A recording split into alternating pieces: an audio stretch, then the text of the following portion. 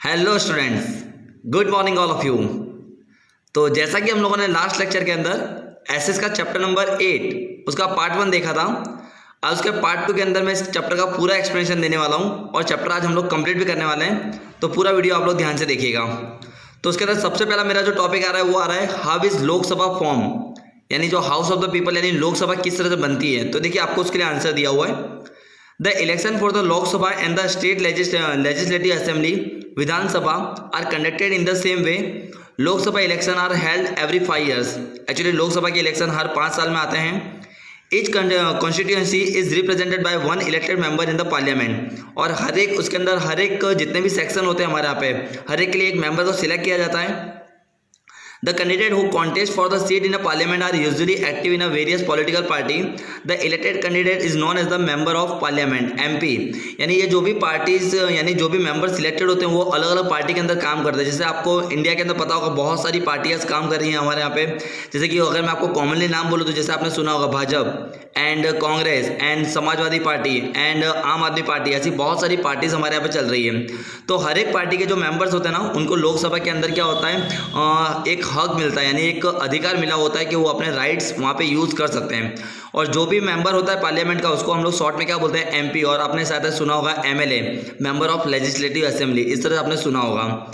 And all this elected member collectively from the Lok Sabha. और जितने भी मेंबर्स होते हैं सबको क्या होता है, लोकसभा के अंदर अपनी अटेंडेंस देनी पड़ती है, यानी उसके अंदर इन लोगों को प्रेजेंट रहना पड़ता है। ओके, अब देखते हैं how is the ruling party form. अब ये रूलिंग पार्टी किस तरह बनती है वो भी आपको बता देता हूँ। After the election of Lok Sabha, party-wise list of all the member of parliament is formed. From this list, it becomes clear how many members from which political parties are there.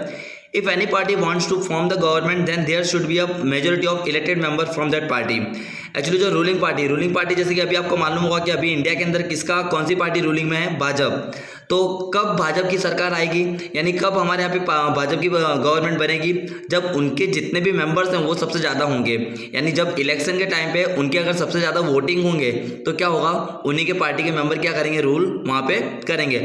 और उन्हीं के party का जो member होगा वो क्या बनेगा, prime minister. फिर हमारे इंडिया के अंदर जितने भी बड़े बड़े सेक्टर होते हैं जैसे कि एजुकेशन सेक्टर है, एग्रीकल्चर सेक्टर है, उसके अंदर उन्हीं पार्टी के मेंबर को वहाँ पे बनाया जाता है। जैसे आपको देखिए लिखा हुआ अभी यहाँ पे, the prime minister of India is the head of the ruling party. जो प्राइम मिनिस्टर होता है वो क्या होता है, इसका रूलिंग पार्टी का पूरा हेड होता है। जैसे कि हमारे यहाँ पे नरेंद्र मोदी जी अभी पूरा हैंडल कर रहे हैं भाजपा की सरकार को।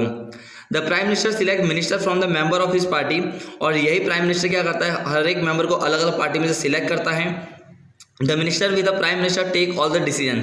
और प्राइम मिनिस्टर के साथ जितने भी मिनिस्टर सब कॉन्टेक्ट में होते हैं सभी क्या करते हैं, अलग अलग डिसीजन लेते हैं। हर एक पर्सन क्या करता है, अलग अलग सेक्टर में काम करता है। किसी को हेल्थ सेक्टर दिया जाता है, किसी को एजुकेशन दिया जाता है, किसी को फाइनेंस दिया जाता है, किसी को फॉरेन मैनेजमेंट, इस तरह के अलग अलग सेक्शन उनको दिए जाते हैं। क्लियर हो गया स्टूडेंट आपको ये भी? ओके, चलता हूँ देन। फिर नेक्स्ट वन आपको क्या दिया हुआ है। अब नेक्स्ट हमारा आता है how is Rajya Sabha form. Rajya Sabha कैसे बनती है, जिसको हम लोग अपर हाउस के नाम से जानते हैं। The elected member of the legislative assembly for each state elect member from the Rajya Sabha. There are 250 member in the Rajya Sabha. Actually हमारे इंडिया के अंदर राज्यसभा में अभी 250 मेंबर हैं, जिसके अंदर 238 आर इलेक्टेड। जिसके अंदर 238 क्या होते हैं, इलेक्टेड होते हैं। और बाकी के जो 12 होते हैं उनका सिलेक्शन कौन करता है, प्रेसिडेंट ऑफ इंडिया करता है। The Rajya Sabha is the permanent house. Actually इनको परमानेंट हाउस भी बोला जाता है। It never get dissolve completely, ये कभी भी बंद होने वाला नहीं है। 1/3 of the member of Rajya Sabha retire every 2 years। इसके जितने भी 1/3 मेंबर होते हैं वो हर 2 साल पे क्या होते हैं, रिटायर्ड होते हैं। After completing there 6 year term, इनका एक्चुअली जो टेन्योर होता है यानी 6 साल तक इनको काम करना होता है, उसके बाद ये लोग सक्सेसफुली क्या होते हैं, रिटायर्ड होते हैं।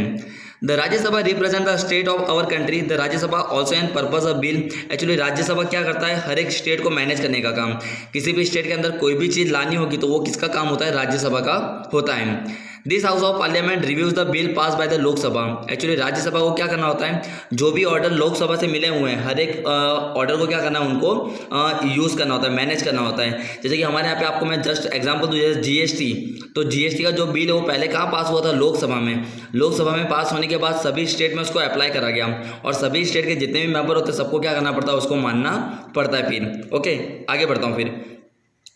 The person who presides over the sessions of Rajya Sabha is known as the chairman. जो पर्सन इसको पूरा प्रिसाइड करता है यानी जो इसको मैनेज करता है राज्यसभा को, उसको क्या बोला जाता है? चेयरमैन कहा जाता है। The vice president of India act as the chairman of the Rajya Sabha. और जो इंडिया के जो वाइस प्रेसिडेंट होते हैं, जैसे अभी इंडिया के अंदर वाइस प्रेसिडेंट कौन है? हमारे वेंकैया नायडू, तो वो राज्यसभा के क्या हो सकते हैं? चेयरमैन हो सकते हैं। क्लियर हो रहा है आपको ये भी? चलिए फिर यहाँ पे आपको देखिए पूरा एक यहाँ पे पिक्चर दिया हुआ है कि हमारे यहाँ पे राज्यसभा किस तरह से वर्क करती है। तो देखिए आपको यहाँ पे एक दिया हुआ है क्वेश्चन और सेशन इन द पार्लियामेंट, यानी किस तरह से ये लोग किसी भी एक पर्टिकुलर टॉपिक के ऊपर डिस्कशन किया करते हैं। यहाँ पे बढ़ते फिर आगे नेक्स्ट वन आपको दिया हुआ है। When the parliament is in a session at the beginning of the day, the time for the questioner is decided upon. During the questioner, the member of parliament ask question to gather information. Actually इनका जो time fix होता है, time tenure के अंदर इनको बहुत सारे question के ऊपर डिस्कशन करना होता है। यानी कोई एक पर्टिकुलर टॉपिक, जैसे कि एजुकेशन है तो एजुकेशन के ऊपर ये लोग टॉपिक के ऊपर बात करेंगे। एग्रीकल्चर तो एग्रीकल्चर के ऊपर बात करेंगे। जैसे अभी कोरोना की इफेक्ट चल रही है तो आप लोगों ने देखा था कम से कम 2-3 महीने तक हमारे यहाँ पे पार्लियामेंट के अंदर इसी के बारे में बात हुआ करती थी, और जो भी डिसीजन होता था वो वहाँ से फाइनलाइज होने के बाद ही हमारे यहाँ पर आया करता था। बढ़ते आगे। Through the medium of questioning members draw the attention of the government toward this loopholes. In this way the government comes to know about the views and opinion of the people. Actually इसके अंदर ये होता है कि हर एक जो बंदे होते हैं, अलग अलग जो मेंबर्स होते हैं, वो अपने क्या करते हैं? आइडियाज़ देते हैं, जिससे गवर्नमेंट को पता चले कि भाई कौन सा आइडिया बेटर है, कौन सा आइडिया हमको अप्लाई करना होगा।